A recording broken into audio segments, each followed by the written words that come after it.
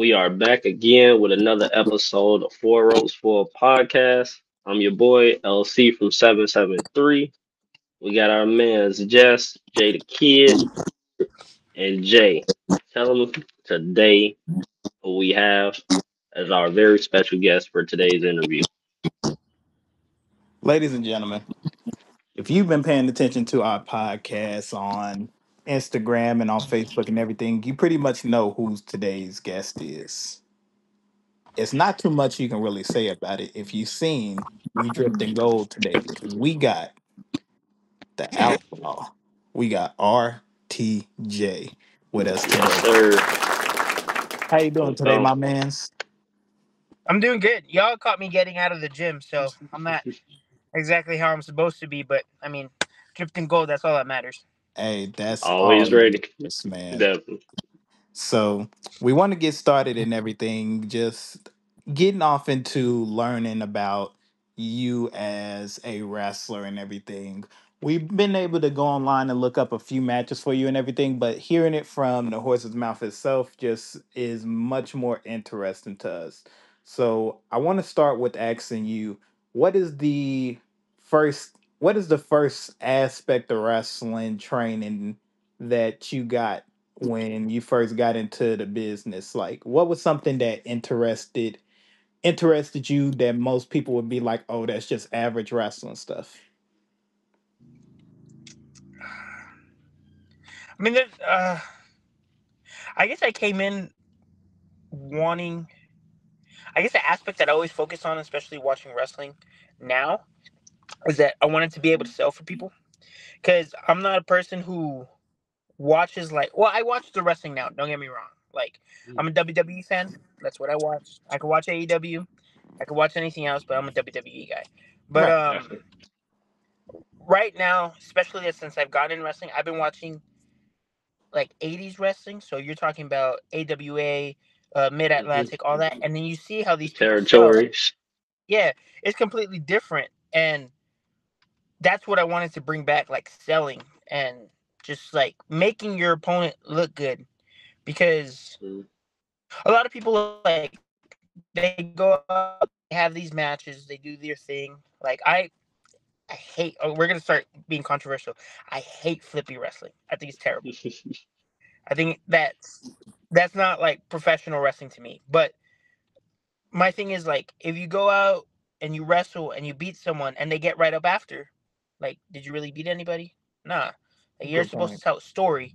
hmm So that's like my, I guess it all goes to storytelling. Like, I've always wanted to tell a story. Definitely. Definitely. Yeah, for I like sure. that. Yeah. And Yeah. the reason why I like that so much is because you don't hear a lot of guys talking about the selling part of wrestling.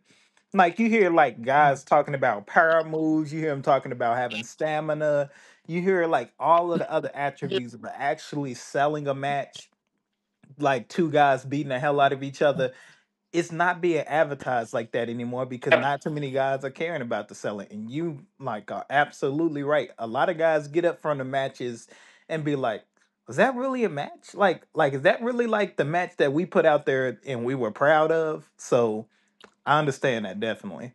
LC. Yeah, like Definitely. Definitely. it's a lost art. Like, when you go and you look at like a Terry Funk match. I don't know if you guys are familiar with Terry Funk, if you've seen him Yeah. work. That Hardcore guy's like legend. on a different.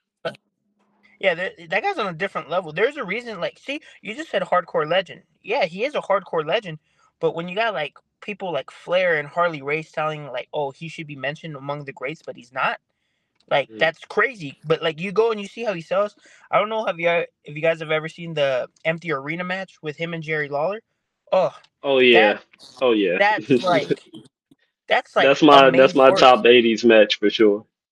Yeah, like that match is great. Or even, like, for example, going back to Terry Funk and Jerry Lawler, they had a match in Memphis.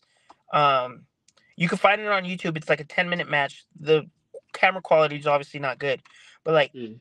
they're just punching each other. Like, they're just having a full out brawl, and the crowd is going crazy in Memphis. And Terry Funk is selling everything, everything, everything. Right? Jerry Lawler's hitting them back and forth. They're going back and forth. And when Jerry Lawler takes off the strap, the crowd goes crazy because that means that the It just match is got about to real. end. That's Yeah. yeah, that was like the cue for Memphis to be like, this match is gonna end. And Terry Funk took Mhm. him 5 more minutes. Right.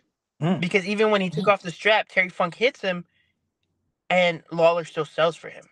Like selling is a huge part of professional wrestling, and I don't think a lot of people like see that. So that's Mhm. yes, selling is like really important. Yeah, it's one of the main parts about it. You can't really tell an actual story without that necessary drive or motivation on the other end of that. It's like we wouldn't have some of the greatest matches without having an actual sale on the end. Like anything as far as Undertaker's streak. You can't have the Yeah, streak without everyone being able to sell for that man to actually build that type of criteria for that. and this is what I get from Dustin. I mean, I'm pretty sure we're going to talk about Dustin later, but Mhm. Dustin says you don't want to make spots, you want to make Right. moments. So, Yeah. what bigger moment can you get than when you guys hit two big moves? You cover, kick out, and then both of you guys are down on the ground for like 8 seconds. That's a Mhm. moment. Like you just saw, like they're selling, they're showing that they're in a fight, and you just created a moment. Like that's incredible. Yeah. Hmm. Yeah. Last night was watching WrestleMania 2000. Basically, like how WWE Vault and their YouTube channel, they go back and show you basically everything from that day going forward. And it just got to the part where Jeff is just laying there completely, just like worn the hell out. It's like when you actually are invested in the match and you see like, okay, these guys, he's not just even though like yeah, they may kind of consider Jeff like somewhat a flippy guy, but he also had that mental mindset to be like, all right, we're going to set up these spots, but it's not just a spot. This moment right here is going to be magical. That's how we got everything between Dudley Boys, Edge and Christian, Hardys. That match alone right there created one of the greatest moments that's ever shared around the world. No matter where these guys are at, they always be mentioned based off that moment for sure. Exactly. And like when you think of that match, right? You think of like the spear. Jeff Hardy just Hmm. laid there. So did Edge. Yeah, Like Edge just lay right. They there. didn't Like just pop back up and keep going to the next go around. and like don't get me wrong, I can't be like, oh, I hate when they pop up right after stuff because Yeah. I like the Four Pillars of Heaven and AJPW, and Oh yeah. they do pop up and stuff. Like Yeah. you watch a Mizawa and Kobashi match, like they do pop up after stuff. But Right. there's a time That's the and place. aspect of the strong style, fighting Yeah, spirit. yeah. There's a time and place. So Hmm. Definitely. Definitely. New business cards. Oh, yeah, there we go. There we go. Still got to get used to the flip. Go ahead and hit up LC from 773 for all your custom needs. We'll Got do. merch on the way. More merch on the way. Hell, if you want a custom tuxedo, we'll do it for your wedding. I have definitely considered a custom tuxedo. I got something in the closet that's just like old as hell. Gang, that Well, should be actually, fire. Visionary did his prom. He did his prom suit. So he has already done one of those in his past time. See? Y'all niggas thought we was trying to be funny. Nah, motherfucker, we Like I'm actually just right, like Visionary, he like man, the stuff he be doing that he can make off back just off a thought process is crazy. I mean, LC for 773 from all custom needs. From shoes, shirts, cards, you name it, we got it. Got everything.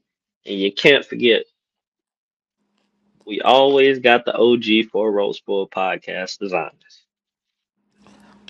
A classic, honestly. And we've only been doing this for under a year. But Yep. so many memories with these logos, so many good moments and everything, you can't take it for granted. So Yeah, definitely getting back into the main story as far as, going back into those main matches with the territory days and how everyone presented their character. Who are some of your like top favorite wrestlers from that time period? Um. Oh God, that's tough. Like obviously, I'm a big Terry Funk fan. Like y'all can Definitely, see that from definitely. what I'm saying. Terry Funk. I liked. I like Mr. Perfect when he was in AWA. When he was Kurt Hennig, like when he was wrestling Nick Bockwinkel for the AWA title. Like I that's. definitely need to go back and check that out for sure. Oh yeah, he's excellent. Like that's a young Mhm. prime Kurt Hennig. Like before his back was hurting and all that. Him, Nick Bockwinkel. Talking about him, like he's really good. A Flair Steamboat, of course. You got to put Dusty Rhodes up there. Oh yeah, for sure, for Yeah, sure. there's just a lot of people, but like as of recently, like literally like the past 6 months, I've been watching some Terry Funk matches, and I'm just like, wow, this dude's incredible. Mhm. He's got that It, craft. His art is different. yeah, because like he at any given moment, like he could be a heel, he could be a face, he Mhm. can have you scared for your life because of things that he's doing in the crowd, or you could be cheering him. Like that dude just mastered professional wrestling, and the fact that him and his Yeah, brother were both NWA champions, like that shows you that the most important territory or like the governing body of the territory system trusted both family members to have the title. That's impressive. Like the Funks knew what they were doing, and I think they get lost in the shuffle when you talk about like um, wrestling families. So Yeah. No, I mean, I can't really deny it. I mean, Terry Funk is they're like that family is mostly known for wrestling, but not their promoting of wrestling. At least from this new generation, like nobody really like looks back at like the small promotions opened up by professional wrestlers, like Booker T's Reality of Wrestling. It's pretty good wrestling, honestly. Like it's great storylines. Like it's not just like guys like only say like one name out of that company, but there's so many guys over there that's killing it. Um, it's just when it comes to wrestling and everything like that, if it's not WWE, nobody's really caring about the promoting of it. So I understand that completely. Um, yeah. I want to ask you, when it comes down to tag team wrestling, what is the one thing that you feel like tag partners need to basically rely on with each other? They have to have the same mindset, most importantly. So like the reason why me and Rao work so well together, I think the reason why we're so fluid in the ring is because we think alike.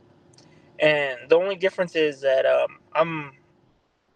I'm able to do more of the power game. He's able to do more speed, more lucha. Right? He has a mask and everything. But when you think alike, like you know what the end goal is. Like if I go and I target a body part, he's gonna target a body part, and we're just gonna keep working that. We're gonna break down our competition.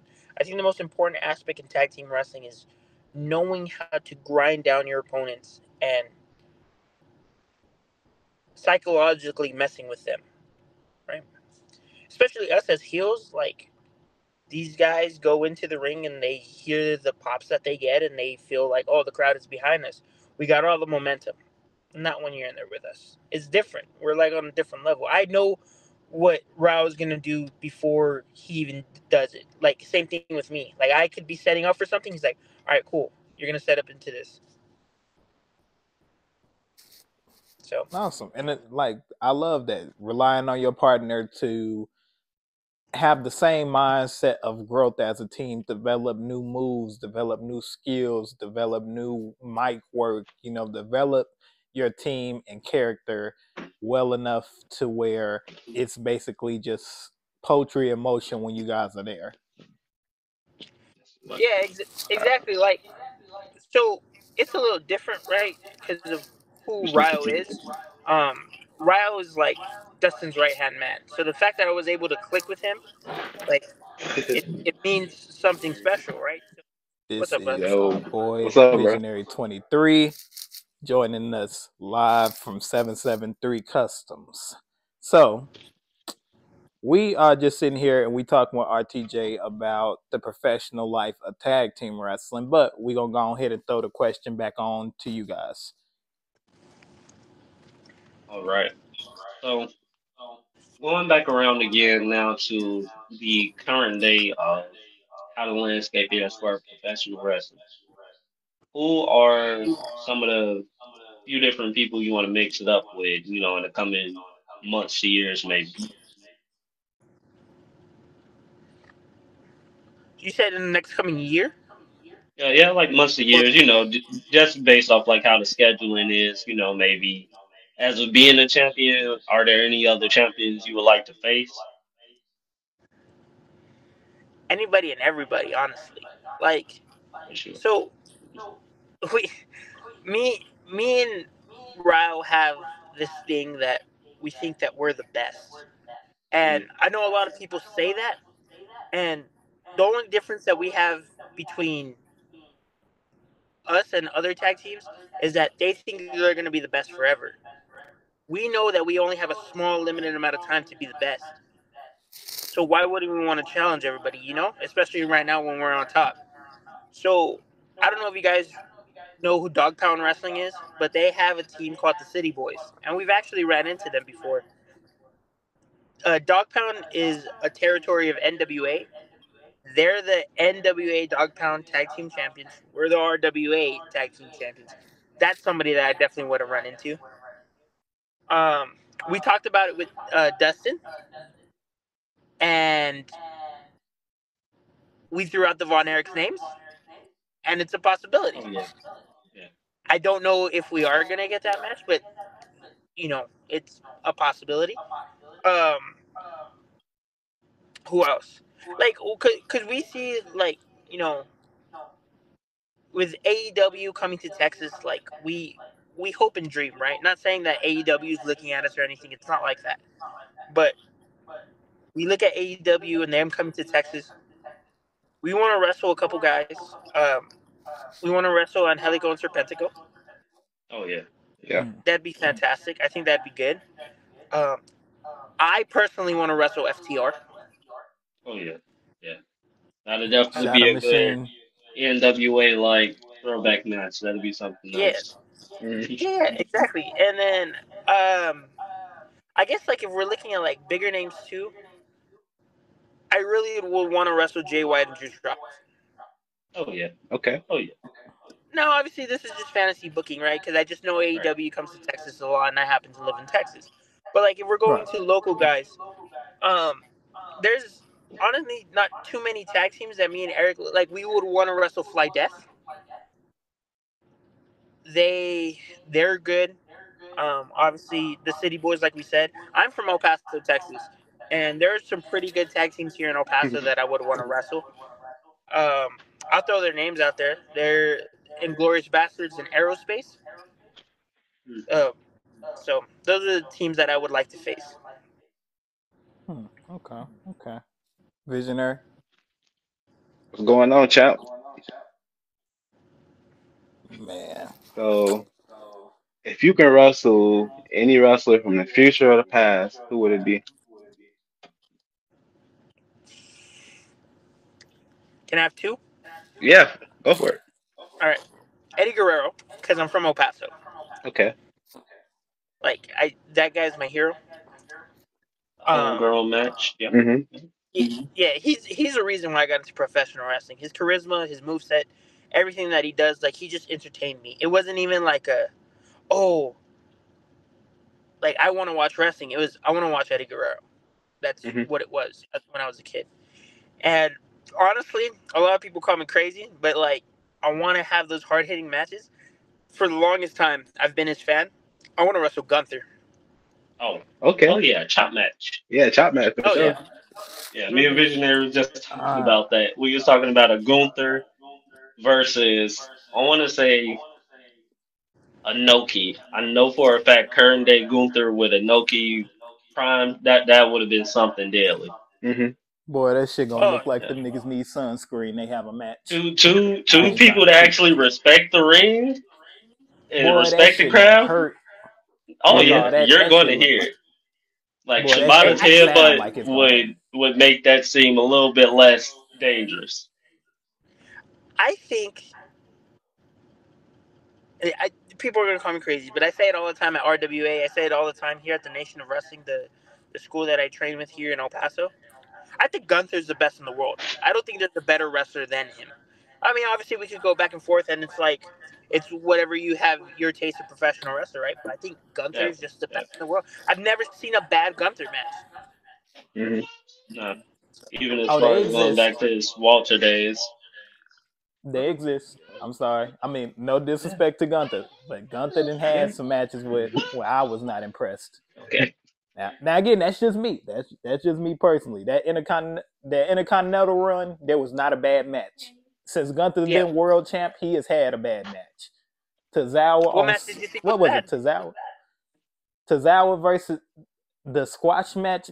Did that shit even last 5 minutes? I'm gonna be real. I do not remember if that even lasted 5 minutes. I thought he immediately choked Tozawa out immediately. Like there was no point in Tozawa could have been doing a Skittles commercial or something personally, but Man, him put some sitting there. respect on Tozawa. I'm kind Yeah, of no still Here's the mad thing. about the disrespect. whole speed taking his spot in the Rumble Yeah. Yeah. and getting Here, the elimination. It's like, what is going on? Yeah, I don't here's know the if you thing. guys ever seen Akira Tozawa matches, but that guy can go. Like he's He Here's really can the thing. good. I go. know he can go. He- I He know. can It's go. like I know he can go because I didn't seen it on 205 Live. I'd had to go watch wrestling highlights of it.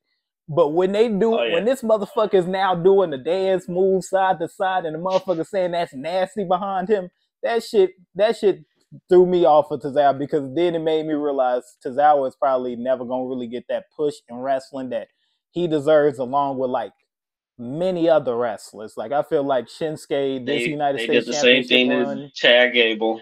They Yeah, made Chad him Gable. I Shorty G, and I never now forget we Shorty coming G. back around to what is it, Americano or something he's trying to do right now? American. Well, allegedly, Hmm. allegedly. Yeah, I No, mean, Gang. but it might here's not the be thing. Like, Chad. here's the thing. Like, so I tell this like to the people I help train, and I help them see it differently. Like I get it. We all have our dreams. We all have our aspirations, right? But the dream of becoming a professional wrestler ends when you have your first match. After that, you're a business. Now I know we're talking about Akira Tozawa and Shinsuke Nakamura. They're still making hundreds of thousands of dollars, maybe $1 million a year to do that stuff on TV. I don't think they're Absolutely. complaining. No, Hmm. no. You got Here's to do the what you it's got to like do sometimes. Yeah. It's a Yeah. way I different understand than it that. was. I want to say attitude going into PG era. Mhm. Yeah, it was always something, behind the scenes with that. And a lot of that is coming out now because a lot of people aren't afraid to say, like, all right, this is what happened behind the scenes with everything. The kayfabe, like, shadow is kind of broken down now. A lot of people actually understand a little bit of the business, but you really won't understand it until you actually are in it. Yeah, Got to be yeah, there. yeah. I love kayfabe. I think kayfabe should still be a thing. The fact that I'm Yeah. talking Hmm. about kayfabe is obviously breaking kayfabe, but like everybody knows what it is. Like everybody knows what professional wrestling is. But if kayfabe was still around, I think it'd be better for the business. Obviously, clearly, Oh yeah, like, yeah. We could and it's actually just still have an aura to it. Hmm. nah, yeah, I and feel not that. just that, but like it would make things more entertaining. Like, cause that's the stuff that gets us right. Like Mhm. with Adam Cole and Pat McAfee, like we didn't know if that was real or not when they were on the podcast, at least for that brief Oh yeah, second. So like that, when stuff like that happens, it's like whoa, like it's crazy. yeah. You can break that barrier now with it. It's like that. That's what I consider with the whole storytelling part. One of my favorite feuds of all time. It always was the person against themselves, like who they are now competing against who everyone wants them to be. So Yeah, whether it's Randy and the Voices, Edge and becoming an ultimate opportunist, those are things. It's like, all right, what did he do to get there? And then when you start from his very first few matches to the last few, you can see like the range that he has and everything. Yeah, exactly. Yeah. Okay, okay. I feel like this is the perfect time actually to get into our first segment where we are gonna have you blind rank wrestling matches. Now, our boys Visionary and LC from 773 are gonna list off a bunch of matches that they can think of off the top of their head, and you are gonna give them a rating from 1 to 10. Now, again, it's not ranking it I from like a what's top the best three versus the tag worst, matches. but one through Okay, ten Few on of how my you favorites. opinionate the match being. Okay. So, Perfect. LC, Visionary, whenever y'all ready. All right, I have Paul London, Brian Kendrick versus Deuce and Domino. I want to say which was that the tag team match, fun match between them. I think Deuce and Domino picked up the win. I believe I think so. right. I Yeah, think so. Yeah. yeah. Was that Deuce for and the Domino tag team picked up the win. titles? Yeah, What were the I SmackDown. think teams Oh, again? so. I'm SmackDown sorry. at that time. Mm-hmm. What It were was the SmackDown. what Yeah. were the teams again? Paul London and Brian Kendrick versus Deuce and Domino, or pretty much Paul London and Brian Kendrick versus anyone. It's always been a good one for me, but that was always a different match. Uh, damn, I sound like a bad tag team guy. I've never seen that match before, guys. Hey, it's all good. It's all good. It was Yeah, during a time period where they were just looked at as just that team. yeah. I know. Paul London and Brian Kendrick. They have some good moves. They've done some stuff. Me and Ryo have actually seen some of their highlights, and we've Mhm. tried to take some of their stuff. Don't know if we've ever applied it, but we've definitely practiced it. So, Definitely, definitely. yeah. Um, Undertaker versus Shawn Michaels WrestleMania 25. I know what the big one Uh, is. That's a 9. The only reason why that's a 9 is because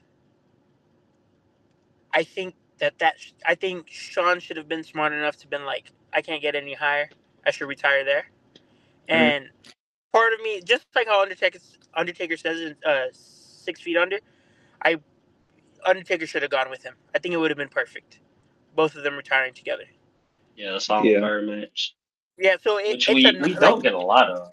Hmm. yeah no, in ring wise it's a 10. Don't get me wrong, Hmm. but like looking back on it, I got to put it at a 9 just because that's that's as close as you can get to a perfect match. There's not too many people that could have perfect matches, and those are the two guys that could possibly have a perfect match, and I think they did. And especially to do Hmm. it on the biggest stage of all, like I wish they would have left. Especially seeing like the Undertaker's matches. Like I get it, the stuff with Shawn again, then Triple H, CM Punk, Brock Lesnar, all still good matches. He had good matches, but I wish he would have took it there, literally ending on that high note. Keeping streak, I always said that. Hmm. I always said losing the streak was one of the one things that didn't necessarily need to happen. Hmm. Like, yeah, we understand. He was already down in like what Hell in a Cell and chamber matches. Hmm. So, Yeah, but so that was actually the time where I had briefly stopped watching wrestling. I stopped watching wrestling, and then when I saw that Lesnar had beat the Undertaker, I was like, "Damn, wrestling sucks now." right, it's like what Yeah. the hell? Like we Yeah, wake up to this terrible news. yeah. Okay. I think current day All right. social media would have made that way worse. Yeah. True. Um, Oh, tag 100%. teams. Give me Jeff Hardy, Matt Hardy versus Edge and Christian. Like their overall work, or like, is there a specific match? Um, if we go, yeah, overall work. Yeah, I can always say overall work. Trying to I pick think, out one match is always hard for me. Hmm. yeah, I think their matches always had a level of chemistry that not a lot of tag teams reach. Like when you talk about Edge and Christian versus the Hardy Boys versus Dudley Boys, I think that's on the level of chemistry with like the Von Erichs and the Freebirds, you know, the Hart Foundations and the British Bulldogs, just because they all wrestled each other so many times, like they knew what was coming next. And I think when you watch any of those matches in the early 2000s, that's the reason why tag team wrestling was so popular. It's because of those three guys, and they just coincidentally each of them just became, so amazing in what they did. They're world renowned for what they do, and gosh, like any of their matches, you have like a solid 8 just because of what they can do. They're that chemistry that they have. It's unbelievable. Yeah.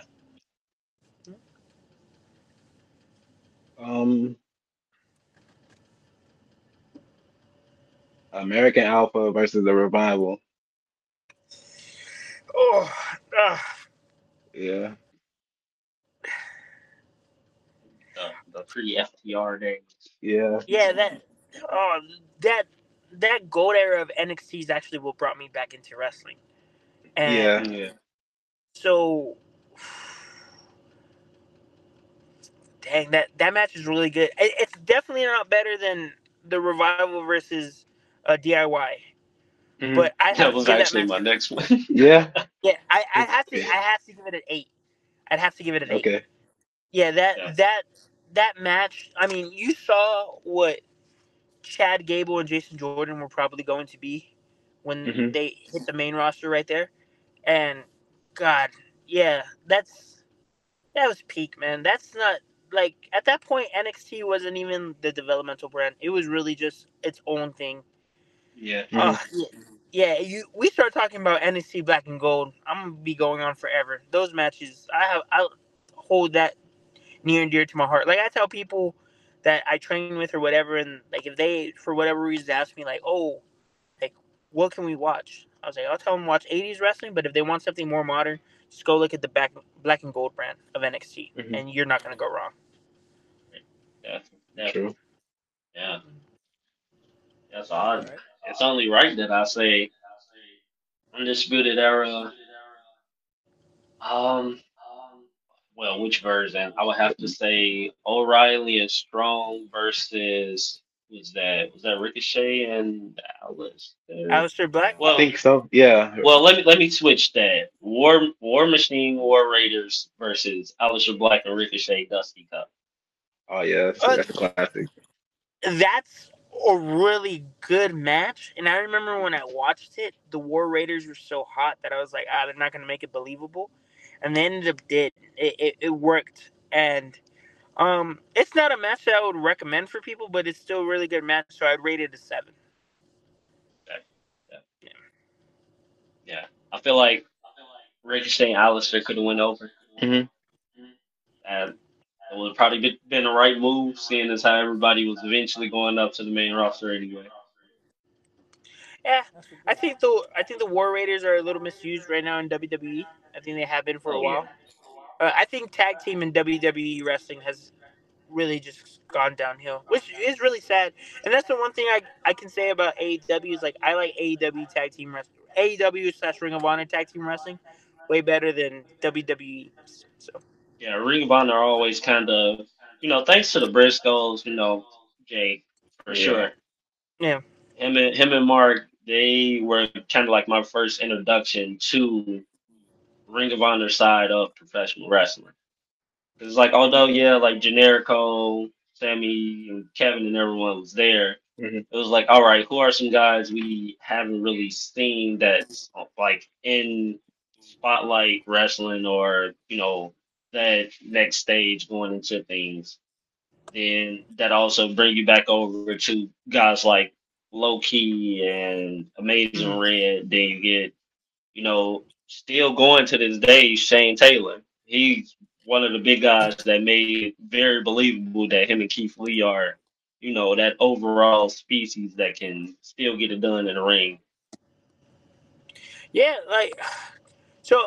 I'm kind of ashamed to say this because like now I'm a student of the game. Before I Mm. wasn't, so like I can honestly say like 2019 Darren didn't know what, or 2019 RTJ didn't know what Ring of Honor was. So Hey, it's I okay. It's okay. yeah, I It's got so into the much wrestling that it's like it's very easy to miss a few things. yeah Hmm. like all I watched was WWE. Like I don't think people understand like When I was a little kid, I had the Best There Is, Best There Was, the 3-disc DVD of Bret Hart, the 3-disc DVD of Roddy Piper. I had WrestleMania 22, and then I had Hulk Hogan, the Ultimate Anthology. Like, I was straight WWE, and that's all I knew. So it wasn't until like I was like, okay, I'm about to start my career as a professional wrestler. Um, when I started looking at all this stuff, like I didn't know anything about Japanese wrestling. I didn't know anything about UK wrestling. I didn't know what Ring of Honor was. I didn't know what PWG was. It wasn't until that I got into wrestling that I started seeing all this stuff, and I was like, whoa, like Yeah, WWE doesn't even fit the style that I want to do. So yeah, like when you talk about Ring of Honor, I know about it now, but I honestly could say then I didn't know what Ring of Honor was. I wasn't. It was just pure WWE for me. That's all it was. that, definitely. That's good. That's good. We're gonna knock it out with two more matches, and then we're gonna get into our next segment. Okay. See, that one. Um,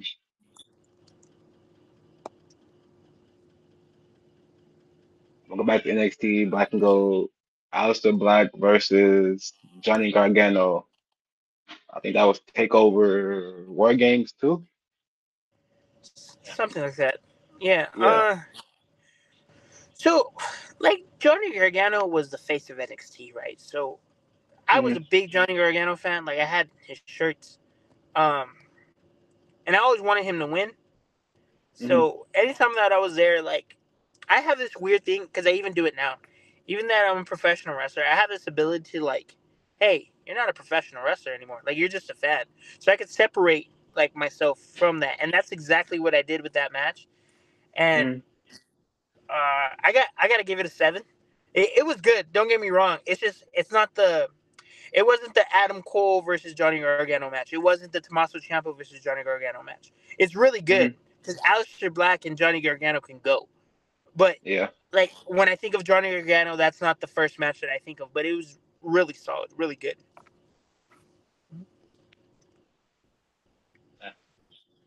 All right, all right. And final one.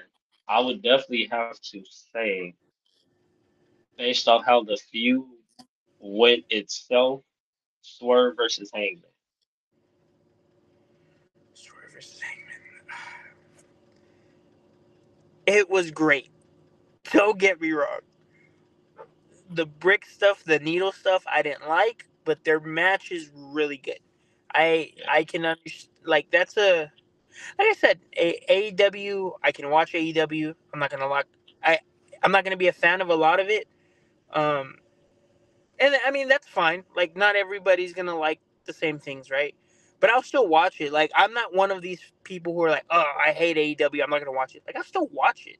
Like I'm a wrestling fan, and there's times where I'm like, oh, AEW did way better on this pay per view than WWE. Like I'm not like, oh, diehard WWE. It's just with that whole trilogy, and then if you're talking about the hardcore match, not a big fan of it. Had some cool spots. Like I said, not a big fan of it. Not my thing. But overall, Swerve can really go. I think Swerve is the best thing that AEW has ever produced.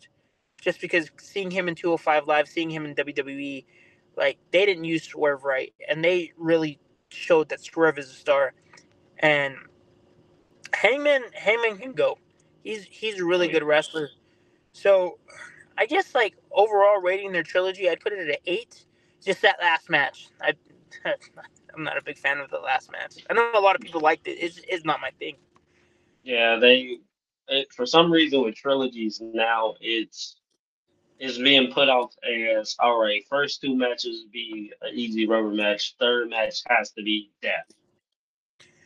Yes. Instead of it being like, all right, we can have a pure rules match, winner by submission where it has to stay in the ring, or even if you lock someone in a cage with that, they still find a way to like incorporate different equipment for whatever reason.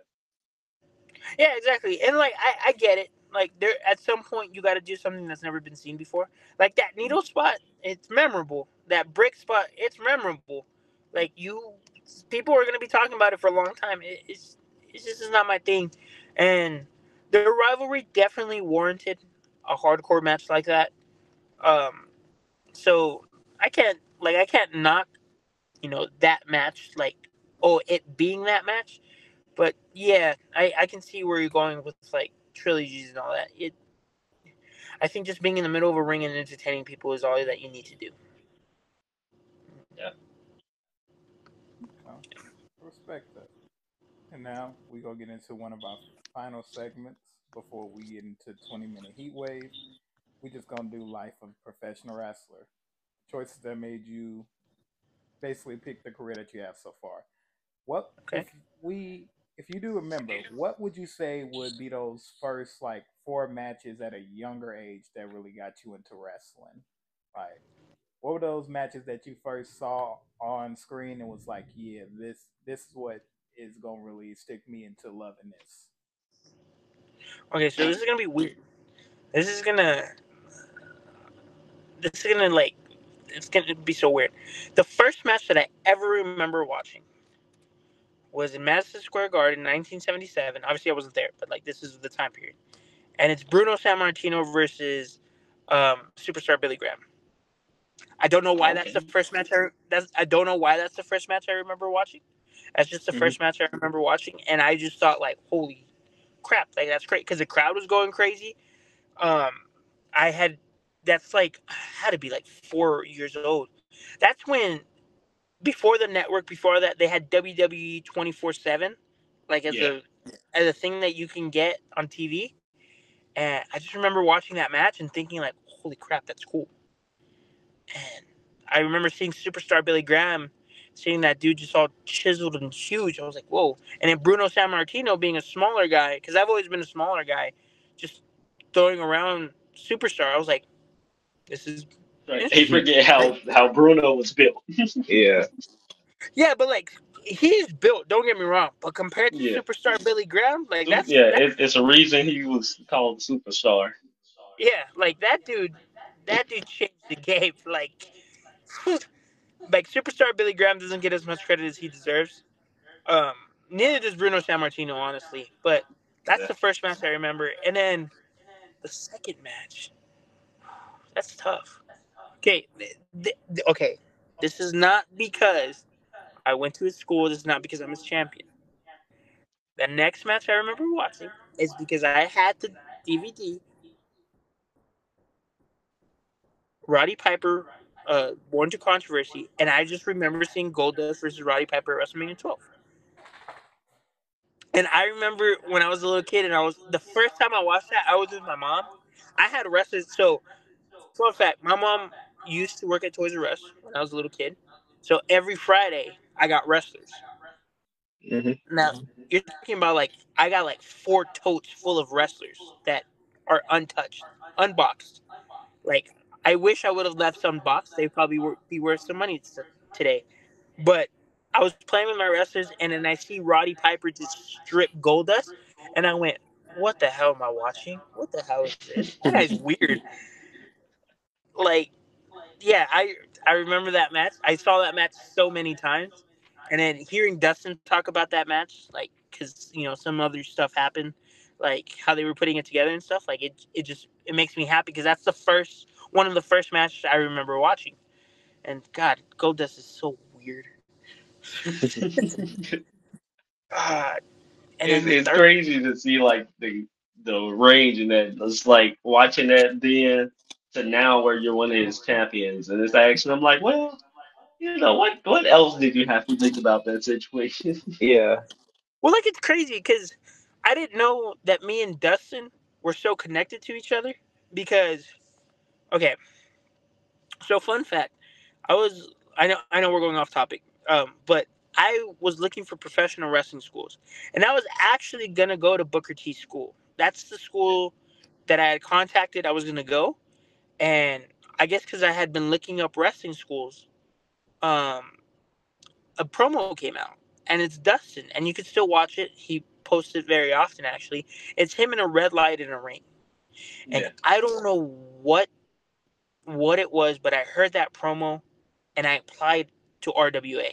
Like I wanted to be in a camp, and literally. 2 days later, his wife calls me and she's like, "Oh, this is Terrell from Austin, Texas. I'm here with Rhodes Wrestling Academy." I was in the middle of working. I'm a bartender. I was in the middle of working. We got slammed, and I was like, "Yeah, I don't know who that is." Boom! I hung up the phone. And then she called me again. She goes, "Are you Darren?" I'm like, "Yes." Who's this? She goes, "Oh, this is Terrell Rhodes." I'm like, "I'm sorry, I don't know a Terrell." Boom! I hung up again. Like, I was busy, and then she called me a third time. She goes, "Are you wanting to be a professional wrestler?" I'm like, "Who is this?" She goes, "I'm with Rhodes Wrestling Academy," and it clicked, and I was like, "Oh crap, hi!" And then like a week later, the camp started, right? And then I found out when I went to the camp. So I took my name from somebody. I'm RTJ. My grandpa was Terror Rojo, which translates to Red Terror, and so I'm Red Terror Junior. My great grandpa wrestled Dusty Rhodes in the Coliseum here in El Paso in the main event for the NWA Championship. So my family's connected to Dustin, and I did not even know. So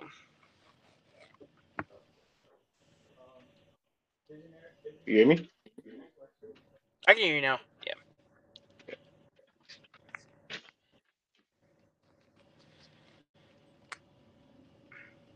All right.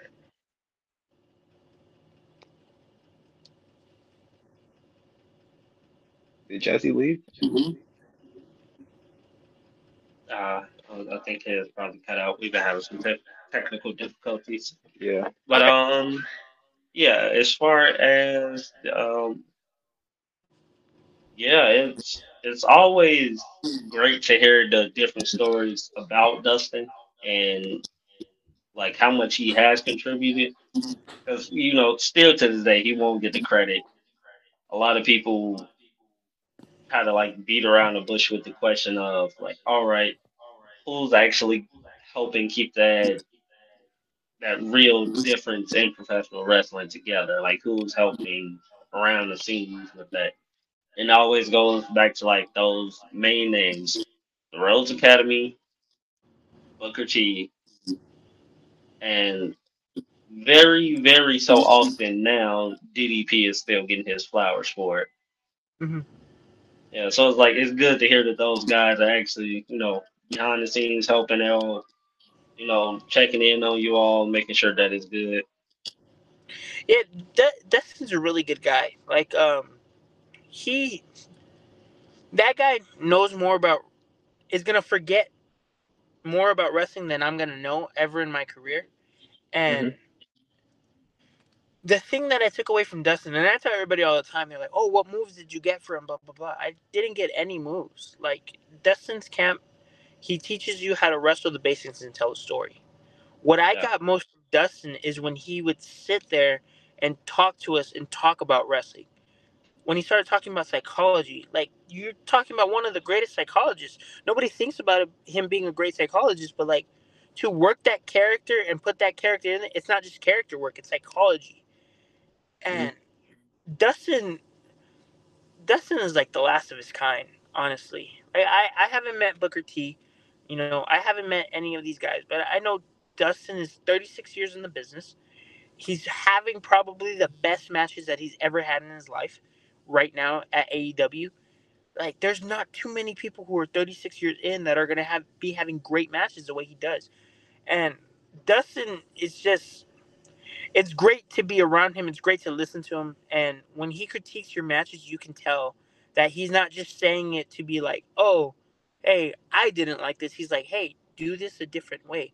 Because like even if you do something, he's never once like, "Oh, well, I wouldn't do that." He would just be like, "I see where you're going with this. How about try doing this and see if that works? And if that doesn't work, then try doing this." Like he's open to everything, which is really incredible. I don't know how many other coaches are like that. Okay. Visionary, it's on you. You hear me? Yep. So if you're in WWE, right, and you won the Money Bank briefcase, who would you cash in on? World Heavyweight Champion or the WWE Champion? Oh shit. Okay. I really want to wrestle Gunther, but I've wrestled Cody's nephews, right? I've wrestled the Yeah. Wyatt and Wayne. I get taught by his brother. How amazing would it be to beat Cody Rhodes and be the Oh WWE yeah, Yeah. champion? That'd be amazing. especially at WrestleMania. Yeah. Oh yeah, yeah, exactly. Yeah. So I think if I The won the money to ultimate be, cash in. Hmm. yeah, I would definitely wrestle Cody just because of the story that would tell. Yeah. After you get the title, Yeah. you got to get the hell out of there. Don't do what Drew McIntyre did. Oh Mm-mm. yeah, no. I mean, I'm getting out of there and I'm taking it straight to Dustin. I'm just gonna look at him and be like, I'm better than your brother. How do you feel about that? Fuck all that. Boy, I'm taking Yeah. that title overseas. Next time y'all gonna see me is during the European tour. Nope, ain't nobody fucking with me. I'm gonna be just like Roman Reigns. I ain't gonna hold you. Boy, y'all Yeah. ain't gonna see me Yeah, with that bitch unless you go it's a get a random celebration. 24/7 rule. Yeah. Boy, They you gonna gonna come have to looking catch for me. you. Boy, you gonna have to catch me. I ain't gonna lie to you. I'm leaving that. Boy, I'm leaving the States. You will not catch me. Boy, fuck all that. So when you go onto your page and everything like that, you see it's a certain photo that always gets my attention, and it's you bloodied up after a match. And all I could think to myself is, what what is your thoughts on bleeding in matches? Because John Moxley, in my personal opinion, Moxley bleed in every match. Yeah. I ain't gonna lie to you. I feel like John Moxley wake up, brush his teeth in the morning, and then bleed from the goddamn skull the rest of the afternoon because it's always just something with like blood in matches that just always makes me think to myself, damn, like is Yeah. it too much or is it like too little? Like what is your personal opinion on bleeding Well, from if he topped matches? this now, nails in the back, I'm not quite sure.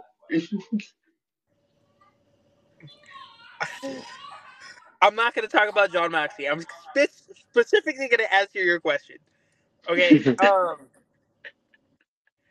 I think bleeding in a wrestling match tells a story at a greater length and brings the realism to professional wrestling that sometimes you need. Hmm. Uh, like for example, when people ask me like what I want to do every match, uh, psychology wise, I tell them everybody knows that this is predetermined. People call this fake, right? Um, you never know what's gonna happen, right? We have an idea of what we're gonna go out there and do, and we go and do it. But when you can be in the crowd and you have those people who are like, "Oh, this is fake," blah blah blah, and then something happens, and they're like, "Oh shit, I thought this was fake." When you can get Hmm. that, when you can get people to doubt that, that's what you should do, and that's what you should do when you get color in wrestling. That's what it should be made for. It should be at a high level to do it. Like when I was bleeding in the match, I had the bunkhouse match. No, I had a 2 out of 3 falls match with obviously the Outlaws versus the Outlaws, Hmm. and I had some big stupid guy named Hit come and hit me with a kendo stick for no reason. I don't know why. It's because he had a problem. He had a problem with my tag partner, and that's what happened. And like he hit me, shit hurt. I started bleeding, obviously. But it has its place in wrestling when it means it. Like if I lock up and I start bleeding from the lockup, like damn, like that's crazy. Yeah. Yeah. So I can only picture that happening with only a few people. just so you know, Ric Flair. if you're wondering, because I said the thing about John Moxley, I'll put it to you this way: I am a big Jim Cornette fan, so that tells you everything. That tells you everything you Say need to no know. more. Yeah. Yeah, that tells you everything you need to know. I don't agree with everything Jim Cornette says, but there's a lot that I agree with, and It- it- yeah, he's one of the very few people left that makes sense, especially with how they try to do this whole rating systems. Like growing up wise, I didn't know what the hell a rating system was. We didn't have a rating system. We had yeah, just asked each other the same question like we're doing now. Like, what did you like about the match or something else? Now you got guys basically trying to kill each other for 5 stars. yeah, yeah, yeah. I mean, I mean, hey, look, if I ever get on the big stage and I get a 5-star match from David Meltzer, I'm gonna be happy, right? That's cool. It's an accomplishment under my belt. What really matters is how the fans react. If the crowd right, reacts and a booker or a company wants to sign me because of that, then I did my job. Like that's it. right, yeah. You told your story. Yeah. Nah, I can respect that. I mainly brought it up and everything like that because as I seen through it, like it didn't seem like you had too many matches where you were bleeding from the damn head. Like you seem like most of your wrestling matches have just actual, just like one point of it. It's like wrestling and you're going out there to tell a story, which also which makes me want to get into exactly why you chose Dustin Rhodes training to actually go there and actually train to become a wrestler. Yeah, so I touched on it a little bit before. I heard a promo from Dustin, and that really it inspired me, which I hate. Like I don't want to sound like those people. Like, oh my god, I saw this and I got inspired and I wanted to chase my dream. Like, no, I was looking at multiple schools and I just saw this promo from Dustin, and something with that resonated with me. And Yeah. when I went to Dustin's school, it's the best decision I've ever made in my life. Mhm. Um, Dustin truly cares about the product that he puts out. He cares about the wrestlers. And the one thing that I really like about Dustin is that he's honest with you. Like, if you have a sucky match, he's going to tell you you have a sucky match. But he's not going to yell at you. He's going to tell you, like, hey, buddy, that match was the shits. But then he tells you how to make it better. Um, I think going to Dustin's made me 10 times the better wrestler than I was. And I had really good coaches here in El Paso. I got trained by two guys. I got trained by CJ Campos and I got trained by Aiden Colt. Aiden Colt was really the one that opened my eyes to professional wrestling. And when I went to Dustin's, he gave me the basics I needed to impress. So I'll always be grateful to Aiden Colt for that. But Dustin just took my wrestling game to a whole different level. Like that guy, I don't think you can sit down and talk to him and really know how much wrestling he knows because I've been there for 2.5 years and we'll be stuck on something and it's like I'm a little kid and I'm like, oh god, I don't know what 2 plus 2 is, and this guy comes and he's like, it's 4.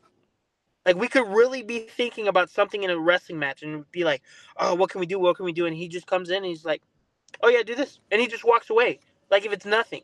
And I'm like, dude, we've been sitting on this for like 30 minutes, and you just said that, and it's brilliant. Like he's a Hey, legend. 30 minutes to 30 years that's it's definitely Yeah, like that extra help. Yeah, I Hmm. definitely feel you on that. yeah, like it's crazy. It's crazy the amount that guy knows. Like the ideas that he has. Like I've heard us. He's given us stuff for our tag matches before. Like, hey, try this, and I just look at Ryo, and Ryo looks at me, and I was like, I've never seen that before. And then sure enough, it's a thing that he got from the 80s. But there's no school like the old school, you know? Right, right. If it's already been done, why change something that's not broken? Hmm. Exactly. Yeah, yeah. That's what I love about the technical wrestling side of things. It's like no matter what, when it comes to a technical match, you know for a fact there's gonna be a story told between those two chain wrestlers. Like I want to say, top current day with everything and how the landscape is. Zack Sabre Jr. can put on the best technical matches. Him and Jonathan Gresham all day long. And I'm a huge Zack Sabre Jr. fan. Yeah. There's some stuff that a lot of people because I like technical wrestling. Mhm. It's not Hmm. something that I use too much in my matches. I can do technical wrestling. It's not a Yeah. thing that I do. It's just because I'm more of a brawler and I'm a shit talker. So like, if you're shit talking, you're Right. not gonna go into holds. Um, Hmm. but yeah, I love like the Daniel Bryan Zack Sabre Jr. matches. Oh, they're so Mhm. good. They're so Yeah. that's Yeah. see that's one of the things that I disagree with Jim Cornette with. He hates those matches. I think they're perfect. I think they're great. Yeah. Yeah. Yeah, Yeah. That's why I say like some things I definitely understand them, but it's like wrestling is supposed to evolve. It's never exactly. supposed to just, stay constant and be like this same way. If it stays the same forever and nothing changes about it, when it's actually time for something to happen, we'll just be seeing the same thing over and over again. exactly. I think wrestling can evolve definitely, but I think if you just go and you watch the old stuff and you implement it now, it's things that people haven't seen before always look new. So they're gonna think Yeah. it's new, and they're gonna think that some guy invented it, when really, like, freaking, I don't know, Coco Beware was doing it in the '80s, and just nobody watches his matches. So Right, right, right. It's like with the whole lariat situation, everybody refers to Stan and how he lariats, but even when you look well before that, Bruno was doing a smidget of what everybody else was doing, and like we was referring to earlier, him, superstar Billy Graham, they wasn't getting that recognition for it. But like people that can go back and look at those things and know about it compared to the people that were there and witness it firsthand, when they can actually sit down and get a good understanding of it, or even if we can hire those guys, just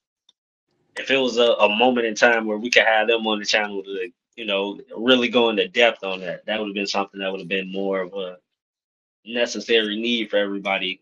Hearing the story between the guys that practically invented kayfabe, keeping it alive.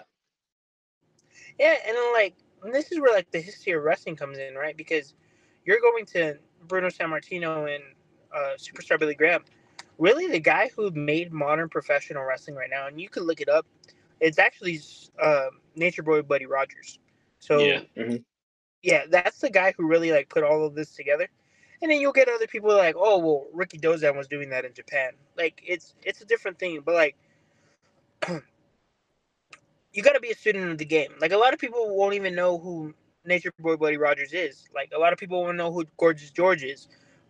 There's so much wrestling that you could go and watch, and I go and watch all that stuff. That's a big reason why I'm a Jim Cornette fan, because he's put me on to people that I had never heard of. Like, he's talking about these guys from the 40s, 50s, and 60s, and I go back and look at it. Obviously, the matches are way slower paced, but right, you could still watch that and get something out of it. So yeah, that's why being a student of the game is so important. right.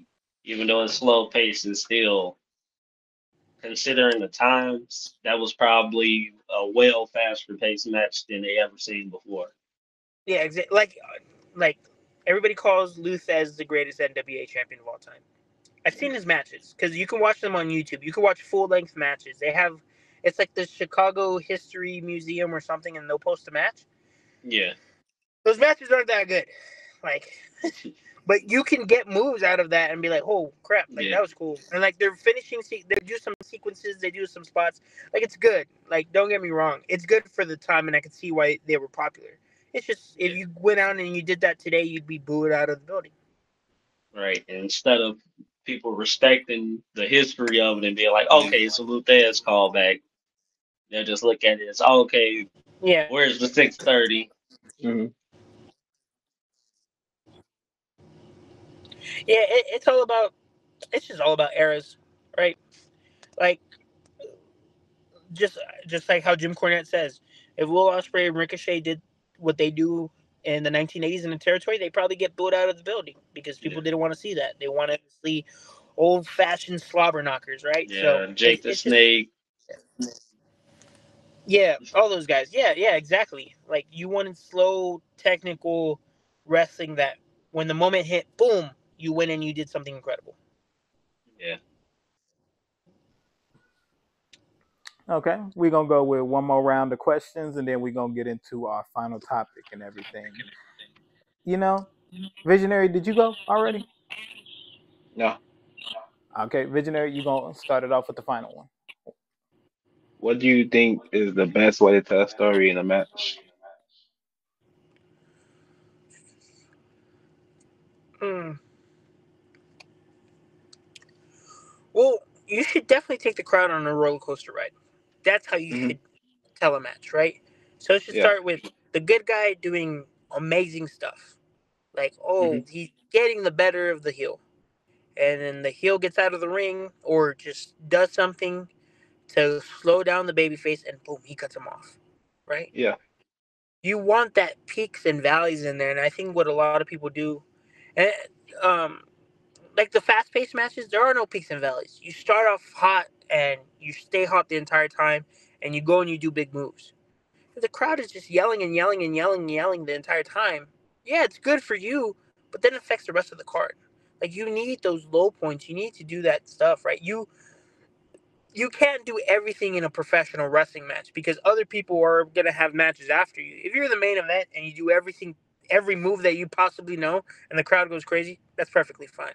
But when you tell a story, there needs to be something. Like you need to be able to work a body part. You need to be able to see the pain on the baby face's face, right? If he reaches out to you and he's trying to grab the ropes, but he's reaching out to you for that strength, like you guys got to get him back into the match.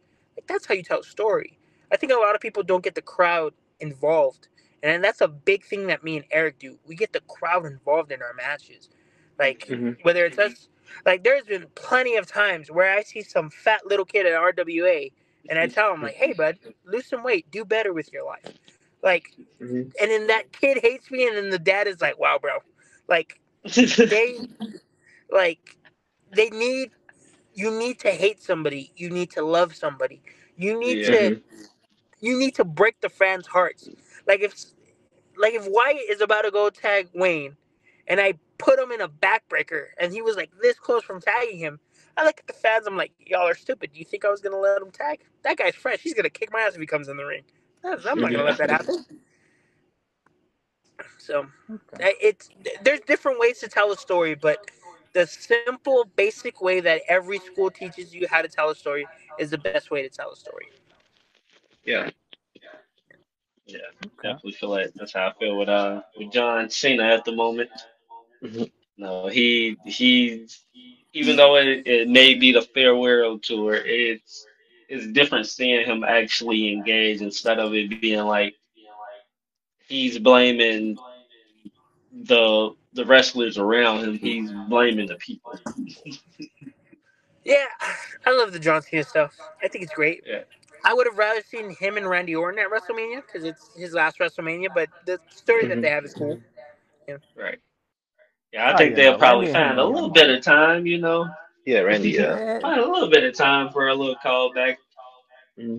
Oh no, they'll definitely do it, and like you're gonna see CM Punk versus John Cena. You're gonna see all the big rivalries, but if it Yeah. were, I think it would have been better if like it's his last WrestleMania, then he turns heel. Don't get me wrong, the heel turn was great, but it's just Yeah, like when I see having it happen at WrestleMania. Yeah, that would have Yeah, been bigger. Yeah. when I see John Cena, like I still think he's a babyface. Like the guy still Yeah. comes out in like jorts and a t-shirt and a hat. Like he didn't change because you Yeah. can't and people change still gonna buy that somebody shit. that's been established for 25 years. Like it's hard. Right. Yeah. The only Mm. thing that I've picked through that's just like part of the job now that I have seen that's really changed with his gear. The C isn't crossed Yeah, out anymore. It's in the yeah, front. yeah, Yeah. Yeah. So you technically you can see me. yeah. You can see the real him is what he's trying to say. Right. You can see the real me. Yeah, But I don't want to see it. Then tell them put that son bitch back. I don't want to see that. I don't want to see that John Cena no more. If John That's why I Cena say don't win like this I world know. championship, Yeah. put him I back. know like landscape wise it would have been a lot different with Bray around still, but yeah, seems like how they still intertwine those two together. Like even with the door that's like on the back of the jacket, it all still like lines up with each other. yeah. Yeah. Bray, it's crazy. Yeah. Now I think what they're doing, John Cena's cool. I like the swerves that Triple H puts in around WrestleMania time. Like, I think he's a great booker. I think he's doing fantastic. So, Fair enough. LC.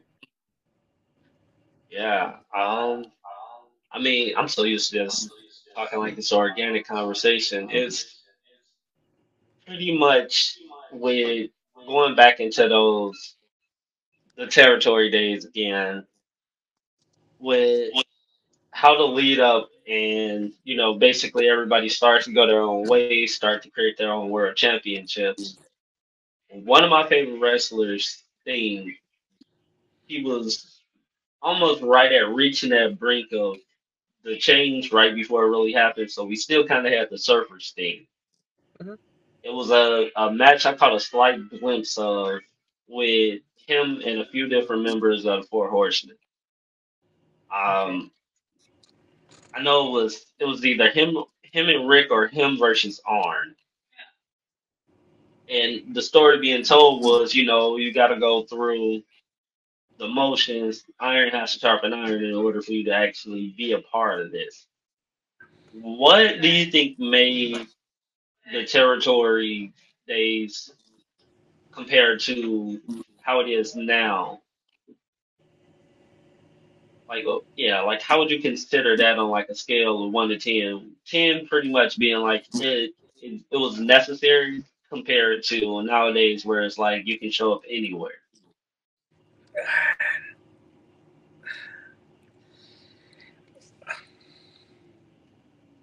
I think. I mean, obviously, I've only heard stories because my family have been wrestling fans their entire life. I think Vince McMahon going out and buying out the territory ruined professional wrestling. I think Hmm. territory wrestling was the peak of professional wrestling. That's when people were making the most money. Um, Territory wrestling is the best because, gosh, I'm gonna sound like an old wrestler here, even though I'm only 3 years in. But everybody could work. Like there Yeah, wasn't a person who couldn't work in the territory. And then now, if you just have a character or if you have some sort of gimmick, like you get signed and people look at you, right? And I'm not saying that like there's a place for everyone in professional wrestling. Like that's why when people are like Jim Cornette, oh I hate outlaw indie macho bullshit wrestling. Like there's a place for it. They make money doing that. There's just I think the territories when you look at territory wrestling, that's just the best version of professional wrestling. Wrestling now doesn't stack up to the 80s or the early 90s, right? Even then, like when it was WCW versus WWE, like I know AEW has surpassed how long WCW's been a company, but or been a company like when they took over and did all that stuff. yeah, That wrestling was so much better. Like imagine having Chris Jericho, Eddie Guerrero, Dean Malenko, Chris Benoit, Rey Mysterio on the undercard. That's crazy. Like yeah. Being barely the opening act or pre-show guys is what yeah, they was calling them when they were doing that show. yeah, that's why like if you want to say the athletes today are better, 100%. Like you see what Will Ospreay does, you see what a Daniel Bryan can do, you see what MJF can do. Like that guy does old school wrestling, but he adds his own flair to it. Like Right. the athletes are better today, but when you go and you look at the time that we had before, like it's crazy looking at WCW. When even you look at WWE, like their undercard is not as respected, but like you got like all these undercard guys, and they're just the greatest tag teams of all time, like Edge and Christian Dudley's. They were opening the shows for WWE. Like, Yeah. I mean, maybe it's because like right now we're seeing all these guys and like they've grown up to be legends, or like time has passed and they've become legends. But right now, like, there's some guys that we see on TV and we're like, oh, we don't want to see him anymore. They didn't say that really in WCW and WWF days because they sucked at wrestling. They said they didn't want to see them because of their character. Everybody could work then. So I think that's the biggest difference now. And yeah, territory wrestling is so much better than what we have now because you had your different flavors, and every territory they did their stuff different. So Right, it I was can the respect that. same thing across the board. You can flick through the different networks and you can just about pick out three matches that basically had the same exactly. choreography going on and everything. It's like I definitely feel like tributes within matches, callbacks, certain spots that are replicated. But just like you said, it's a time and place when to use those. Like if you want to get a move over in El Paso or you want to get something over in El Paso, definitely do a Three Amigo. Three Yeah, Amigos. Anybody in the crowd that knows Eddie's work will respect that, whether you're heel, face, because he did both at greatest levels. Hmm. exactly. It's like, yeah, I know current day, if Eddie was still here, for sure be, yeah, still in that picture, or whether he be, leading over LWO and or him and Dom become a tag team, that it could have went any type of way. I would have loved That to would have see Dom and Eddie as a tag team, yeah. just kicking the shit out of Ray. Because it's That like would have you got the one thing that happened in the time period where basically Dom was on the line. Had Hmm. Eddie won it, who knows where that would have led to, you know?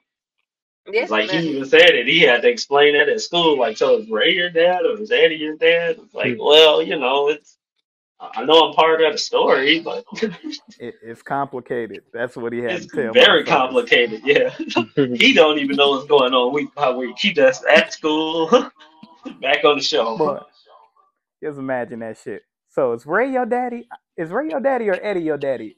I asked you if you can pass me the red marker. What the fuck? What are we doing here?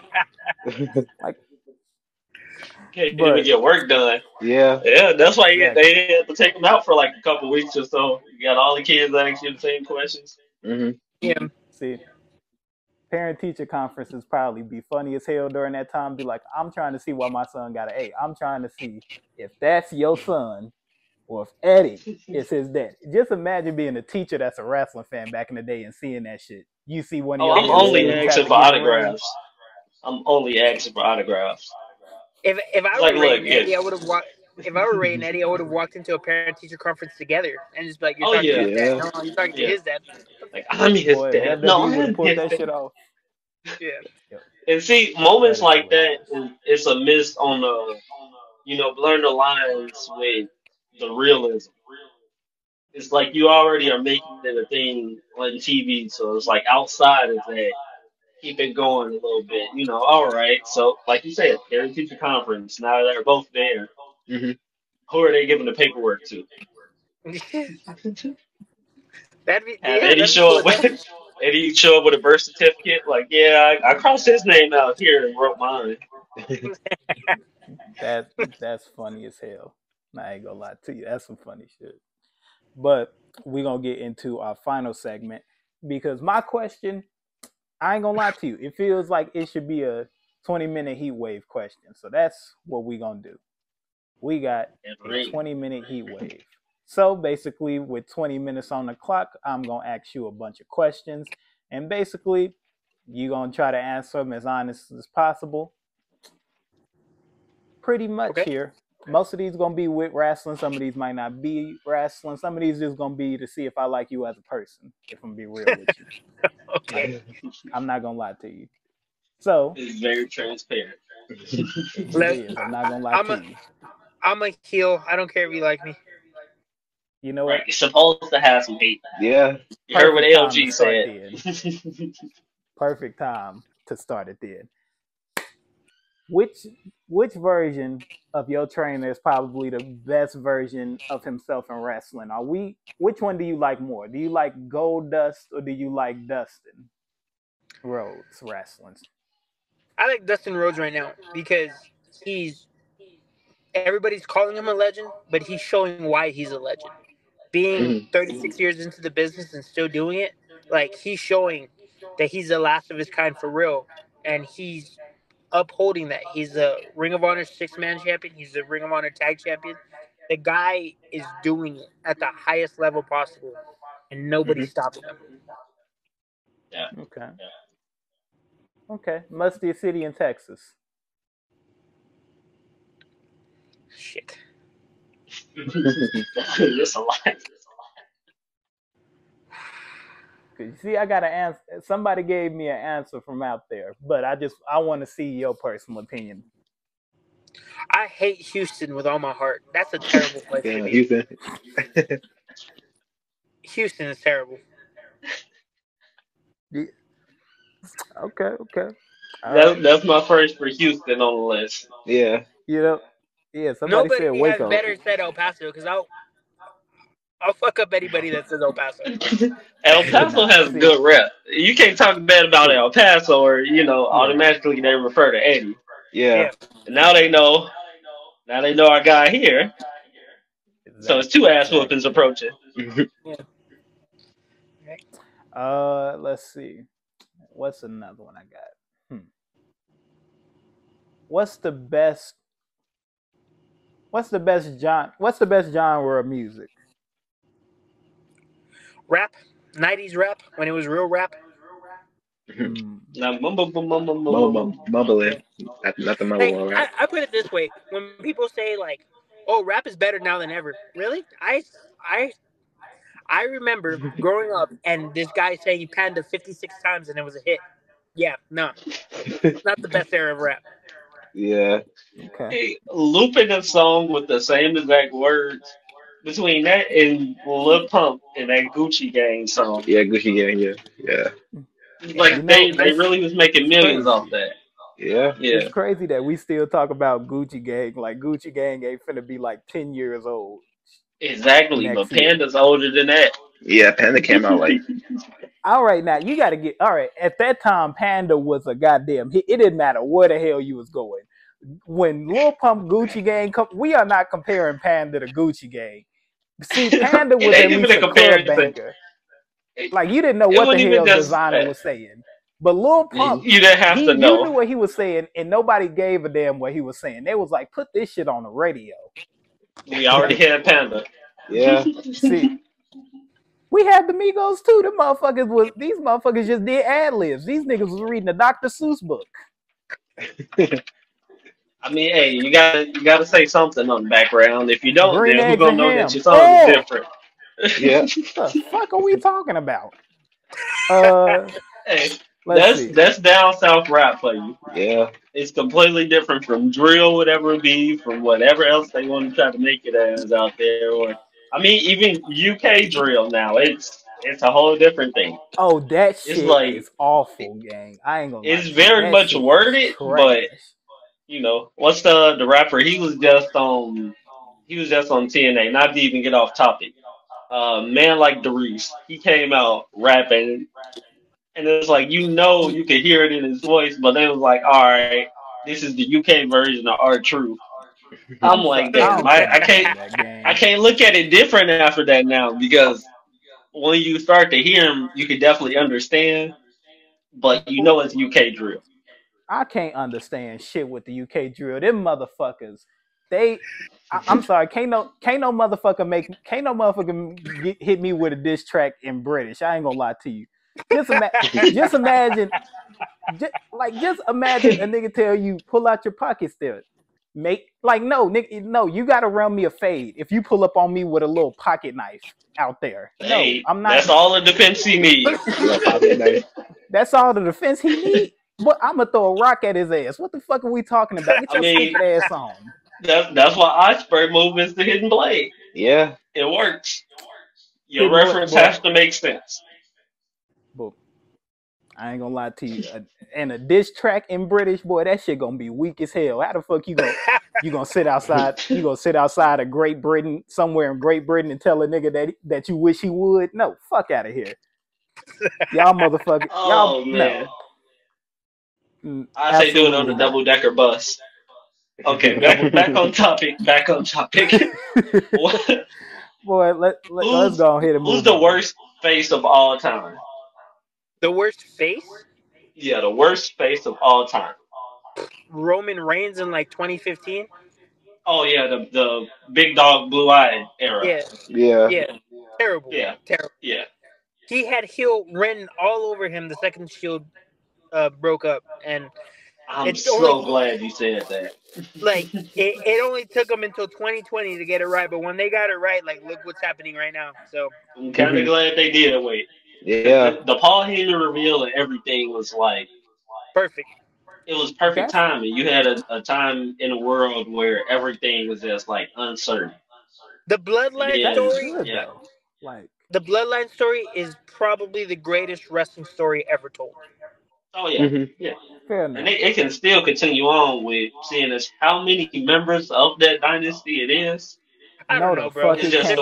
It's the just way it like can the be told. gentleman. It needs to be something different, though. See, Yeah, it can nothing be needs to be done told. the same. Hmm. It can be told, but it should not be told as in there's gonna be another tribal chief in this motherfucker.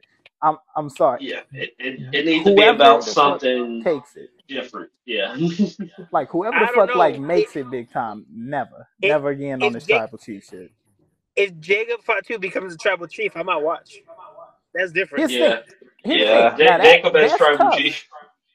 That's tough. But who the fuck is he gonna bring in that's just like him? Like, of course you can bring Zilla. in Zilla. You can bring in you can bring His in brother just Journey too.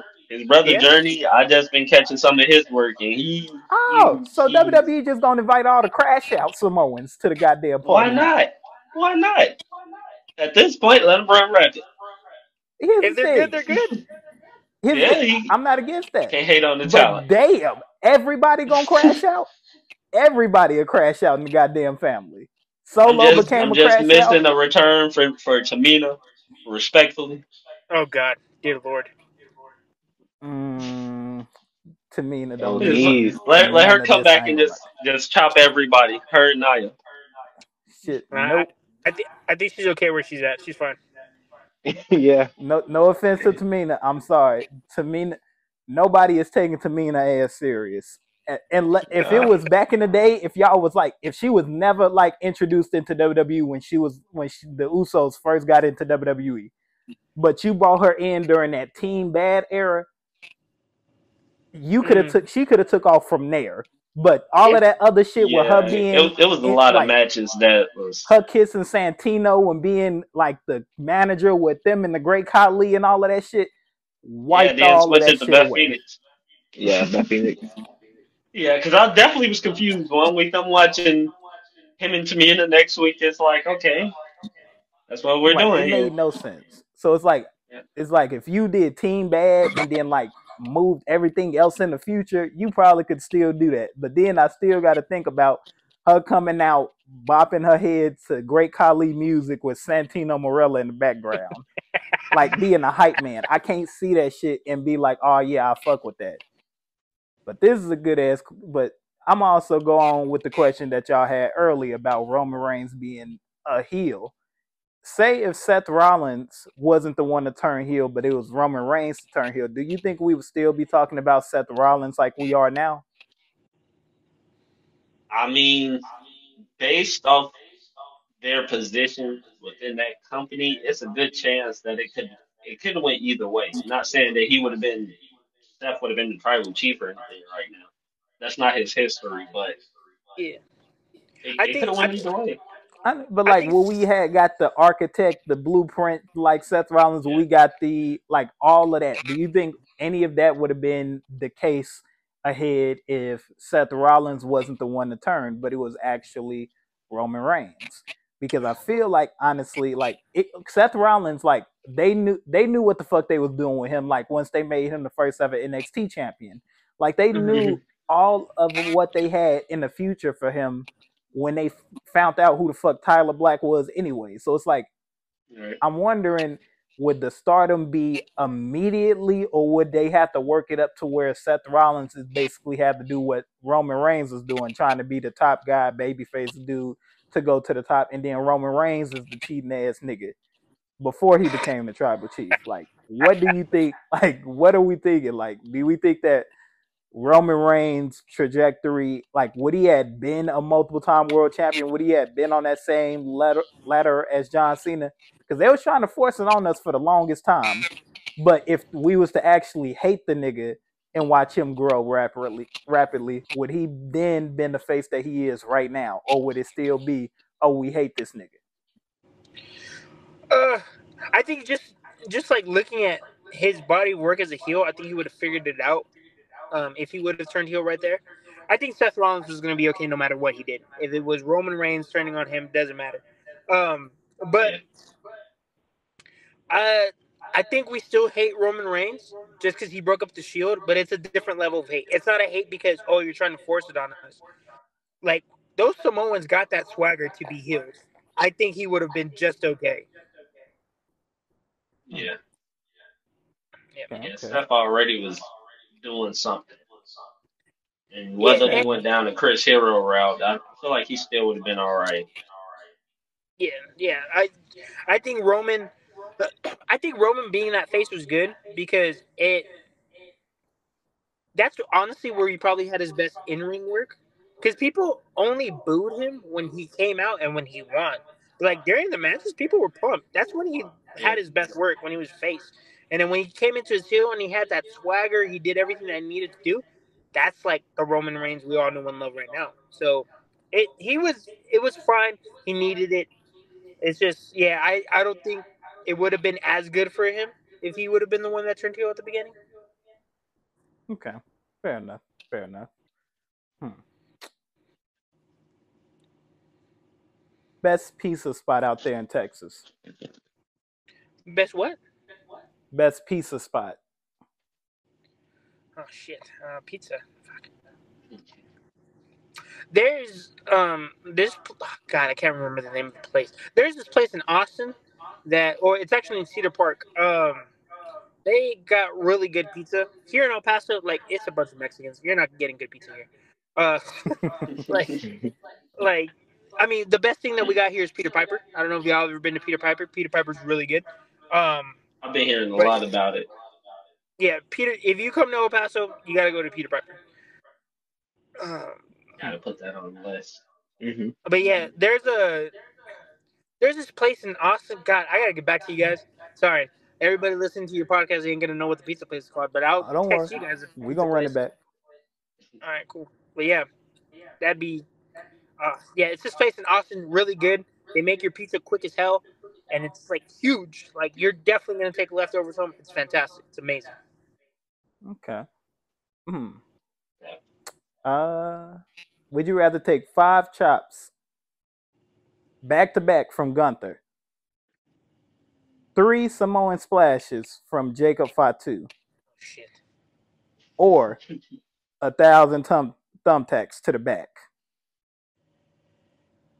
I'll take the 1,000 thumbtacks to the back. You know what? I'm not gonna lie to you. I said the same thing because I don't know. I like Gunther smacking me in my bird chest 5 times. I'm not doing it. I'm not gonna lie. Like, That's more likely to happen current day now for you, champ. Like Right before the thumbtacks. Like I know I said that I wanted to wrestle Gunther, but I don't want to get hit 5 straight times, like back to back to back. Oh, back to back, no breaks. Full bail. No. I'd quit the professional wrestling business. That's what would happen. You see what he did to Punk eyes and everything. Yeah. Factory works at. Jacob Fatu, like every time he does those splashes, he gets higher and higher every single time. That's not a man who's like the size of Rey Mysterio. That's a big boy. I'm not taking that. Nah, it's good. I'll take the thumbtacks. To think that he was bigger than that in his MLW days. Oh yeah, like those matches with him and Hammerstone. That was my go-to. That's how I got a lot of introductions. How I found out about MJF. Everyone from the Dynasty. That era of MLW was for sure one of the best. Yeah, fire. Like even at the time, Teddy Hart was still a champion. One of the few Harts that's not mentioned today, which is like weird to me personally, because everyone's stealing his moves. Mm-hmm. Yeah, right. Visionary.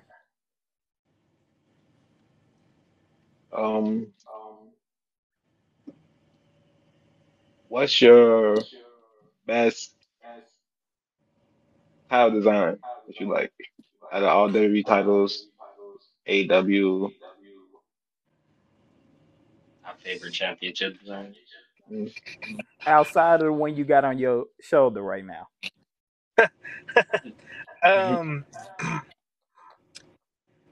It seems like a cop out, but it's just like the best belt, the Wing Eagle belt. That's like the best one. Like, yeah, it's either that one or the undisputed one that Eddie had when he won the title. Yeah. Those are the 2 belts that I'm like, those are the best. Okay. See, it would have been a good belt, but I remember Hulk Hogan held it, so I don't fuck with it. Wow, that's that brief moment in time that I always forget about. Then it just like repop up my head. It's like him, nothing but yellow and red, and I'm like, how did we get here? See, here's the thing. We can take the racist stuff out of it and everything. We can put just Hulk Hogan with that belt. Pissed me off because what was the point of him having it? What was the point of that old? What was the point of Hulk Hogan old ass coming down to the ring with a WWE Championship belt just to lose that motherfucker? What? Not even a month after? Like the motherfucker really just was like, "Hey Vince, I want the belt so I can walk out to the motherfucking crowd." And Vince was like, "Well, all right, damn it, go ahead and do it." Like, tell him he's losing. Like, all They right, did the you same sick thing son of to a Ray. bitch. They did the same thing to Ray. Yeah. Hurt my heart, Yeah, I ain't gonna John. lie to It's you. like, why would y'all force John to do this now out And of all the time? you know, Cena. If Cena mentioned that shit, I ain't gonna lie. If him and Rey Mysterio catch up at any point during this heel run, and he tell Rey Mysterio, "I purposely screwed you out of your belt," I ain't gonna lie to you. We going to Mania because I'm gonna have to. I'm interfering in that match. Yeah, I'm gonna choke Cena ass out. it's I ain't gonna only lie to it's you. only right that Dom makes sure that he right there. It's Oh, like I if ain't we're gonna gonna lie to tell an you. actual story, we need Cena to put Dom over. Hey, I mean, Dom's underrated. it would do wonders for his Oh yeah, goddamn career, low key. As soon as the yeah. Judgment Day over, and he just goes straight heel by himself. Oh yeah. Yeah, I think he'd be all Cause right. he's But he, he's almost ready for that for sure. It's like yeah, he showed you he can hold not only tag titles but singles titles, but he can really do his own talking. He don't really need anybody to like hold the microphone for him for real. And I, yeah, I nah. remember I remember when he came in, that was the same time that Hook came in, and I told Yeah. everybody, I'm like, Dominic's gonna be better than Hook, and everybody was like, there's no way. I'm like, Oh, what? for sure. Anybody Yeah. who believe Hook, I'm sorry, I fuck with Hook and everything. His music is cold, but Hook does not. Hook is the same body type as me. Ain't no way in hell I'm supposed to believe that Hook is beating up these 200 plus size dudes and all of this other shit. I don't care if the red rum, good ass move. I, there's no way in hell you expect me to believe that Rey Mysterio's son being taller than Rey Mysterio with the athleticism as Rey Mysterio versus Hey, Taz, who Daddy. is short, Hmm. versus Hook, who is short, Now, being granted, suplex yes, machines Taz and that was shit was a working. yeah, Taz was a Yeah. different animal in that day. Taz was But a different yeah, animal, but his son is yeah. not that same beast. I mean, it's off production wise. AEW would never be an ECW. It would never be another ECW. Hmm. They can't promote him the way that they did Taz in that day. Taz was an actual killer. Hmm. You just got Hook coming out, not saying anything. All they gonna say is like, okay, all they call him is Handsome Devil, and you get beat up, few seconds, choked out, then he leave. All right. And we done fully knocked out 20 minutes, which means it is time for the burning question. Usually I ask this question, but today we're going to have LC ask this question for today. Definitely. All right. So with the burning question, we always try to make sure that we are as transparent with it because it's something we hold dear and dear. When it's all said and done, career wise for you, and you looking back on it, what are some of your key takeaways and what are some things that you would like to be remembered for?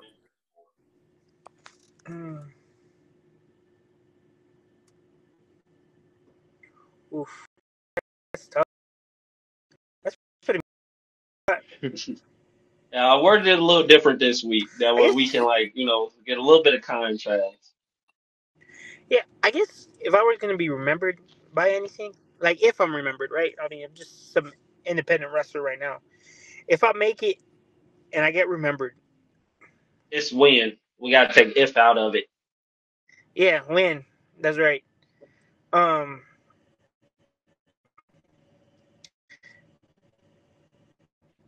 that I could go out there and have a match with anybody. That's what I would say.